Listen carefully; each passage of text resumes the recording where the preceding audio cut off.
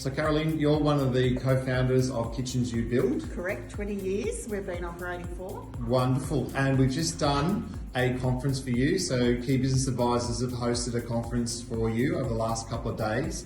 How did you find the conference? I thought it was brilliant. The atmosphere in the room was amazing. I think we built a lot of trust and a lot of positive emotions moving forward, and I know that the franchisers have got their minds just ready to go forward and grow their businesses. Okay, wonderful. And we spoke about trying to really make a positive impact and what it means to them. But also, you're a co-founder with your brother David. What does it mean to you now that we've done this conference? Do we believe that it's created a positive impact for yourselves as well, Yes. being the franchisors? So much, and I think it's relieved a lot of stress on both sides. We've built that trust up again. We've got the friendliness, we've got the open communication, the transparency. They can now see that we're helping, and all our work is developing their brand as well as us. Yeah, wonderful.